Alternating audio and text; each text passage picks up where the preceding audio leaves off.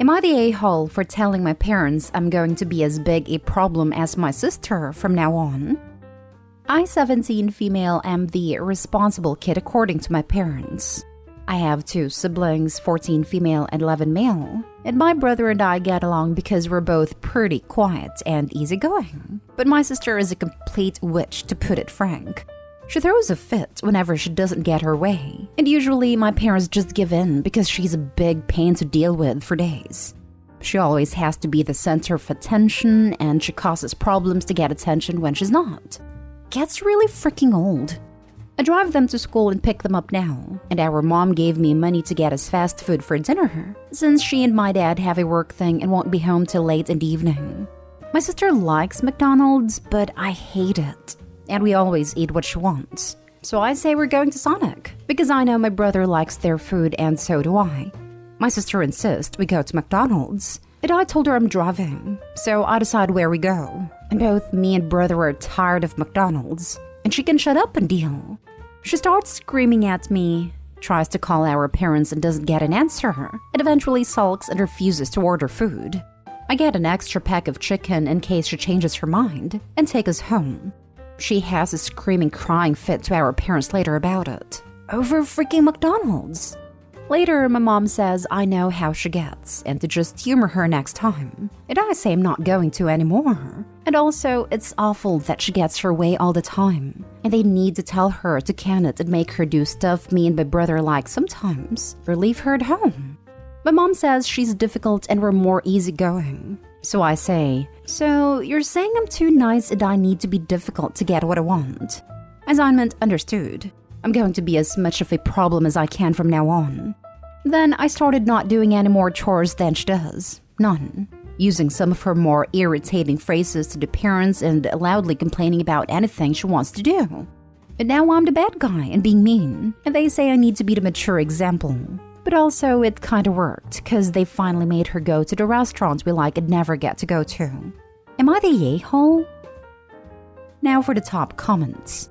Not the a-hole. It seems your parents are neighbors. And though I don't really recommend your course of action, it seems to work. It also stopped doing things for the sister. Can you pick her up? Nope. She's going to scream and cry about some arbitrary thing, so she can figure out her own way home. Here's money for food. Not for her. She'll scream and cry if she doesn't get what she wants. So give her money so she can sort it out herself, while brother and I get food. Can you take the trash out? No, I feel that I just enable her as that is her chore, not mine. If you're not holding her to her chores, why should you hold me to mine? Anyway, don't become hated by your parents and kicked out because you're taking a stand. Get a job, make money, study, whatever you do, and move out and go low/no contact with your sister, unless she suddenly stops being spoiled. I agree about not recommending this course of action, despite how satisfying it is, just because Opie is 17 and approaching an age where her parents can kick her out, or refuse to pay for college, etc. Definitely recommend moving out if it's an option, but at that age, it's not possible for a lot of people. And Opie shouldn't burn bridges that she might need, and soon. They won't kick her out. Who would they get to do free babysitting and chores? That's what I'm worried about, specifically the chores part. Opie has her brother. Are all of the chores they aren't doing being pushed into him? Babysitting won't happen, but chores? Those I can see being pushed. Real chores don't start till 12 in my family, so he only has to make up his bed and clean up his room. But he's on strike now too. Not stay home. Bravo. Your parents failed on raising your sister and you and your brother suffered. Now your parents can deal with the fallout of their bad parenting. I'm glad Opie is nearly an adult, but I'm sad for her brother. Parents deal with the fallout certainly, but they always have that unconditional parental love to lean on when it is hard. Little man better hope middle sister attends an out-of-state college. Next story. Am I the a-hole for not letting my brother christen my new home's bathroom? This has been happening since yesterday. I'm pretty sure I'm not the a-hole, but my family has me doubting myself. Anyway, my husband, 31 male and I, 28 female, just bought a house several days ago. It's really exciting. We've been living in his apartment for the past year, which has been fine. But I'm really looking forward to having something that's truly ours. As you might guess, my family has been excited too. After we closed the deal, we went out to dinner with my mom and dad and one of my brothers. Let's call him Kyle, 30 male. Kyle has a story about him. Apparently, when we all moved into our first house when I was about 4 and he was 6, Kyle was sick. And almost immediately after moving into the home, went to the bathroom and took an absolutely nasty dump on the toilet. Afterwards, my mother turned to my dad and said, "Well, at least someone christened the bathroom." That's it. That's the whole story. I've never found it particularly hilarious or anything. It's just one of those stories that your parents like to tell every few months, and you smile and nod along. Kyle, on the other hand, absolutely loves the story. Ever since then, whenever somebody in the family moves into a new home, Kyle insists on christening their bathroom. He did it when I moved into my apartment. He did it when our eldest brother moved into his home. But I'm certain he did it when he moved into his own apartment. My parents also find it pretty funny that he continues to do this. At dinner, Kyle made a comment about looking forward to christening the bathroom at myself and my husband's home. My husband obviously had no idea what this meant, and my parents had Kyle explained it to him. After hearing the story, he muttered something, and then quickly moved the conversation along. Later that night, he told me in no uncertain terms that he thought it was a bizarre tradition, and he did not want to take part in it. Even though I personally don't care either way, I find it stupid but harmless. It's a perfectly reasonable opinion to have, so I agreed with him. I was talking to my mom last night, and when we discussed the dinner we'd had, she brought up telling my husband about the tradition. I told her that we would not be letting Kyle christen our bathroom, and she tried to persuade me otherwise. I said no. I thought that was that, but since yesterday, she, my dad, and Kyle have all been texting me that I should follow the family tradition. I texted my eldest brother though, and he said I should stand my ground, and obviously my husband agrees with that. I don't really plan on changing my mind about this. But guys, am I the a-hole? Not the a-hole. No family traditions should involve fecal matter. Tell your brother that you feel bad for him that the highlights in his life is taking a dump in someone else's house. Also, to your family that they have no better stories than a child taking a dump. Their whole traditions involve turd. Congrats. Not stay home. This is a bizarre tradition. And honestly, why have your parents encouraged it for so long? Kinda cute when he's 6, not when he's an adult. If he wants to be the first to christen your bathroom, he can also be the first to clean it. And as a way to discourage this, I wouldn't have any toilet paper in the bathroom the first time your brother is over. Then maybe it won't be so much fun for him. Better have no towels in there either. Your brother will find it funny to expand the tradition. Just tell your family someone already used the bathroom after you got the keys. There, it's christened. I don't mind toilet humor, but this tradition is disgusting. Not stay home. LMAO. This is the best AITA in a while. Not stay whole. Sometimes traditions need to die. I remember as a kid, my brothers and I had a mini competition to be the first to do things in our new house. And it was all ridiculous things like first to climb out of the basement window into the backyard and first to spit on a flower patch. It was like some of the Guinness Book of World Records things that make you wonder why anyone would bother to keep track of that. I can't imagine trying to turn it into a tradition that I spit on a flower patch of every home my family lives in, because I'm not a 9-year-old anymore. Next story is titled, Am I the a-hole for threatening to ban my cousin from living at my vacation house after how she treated my daughter? My 42 female cousin, 40 female, sometimes stay in mine and my husband's vacation home, which is like an hour away from our town. My mother also lives there regularly. Sometimes my mother will take my daughter into vacation home during the time periods when my daughter has no school. My daughter is 12. My cousin has 2 daughters as well, one 9-year-old and another one 3-year-old. This time my cousin stayed at the vacation house during Christmas period. Due to mine and my husband's work schedule, we couldn't have time off during Christmas. So my daughter went to stay there with my mom and my cousin and her kids. Recently, we started talking summer plans, and my daughter said she doesn't want to go to the vacation home if my cousin and her kids are also there during summer. After I asked her to explain, my daughter told me that my cousin would always yell at her and force her to babysit the kids so she could smoke. watch TV, or be on her phone.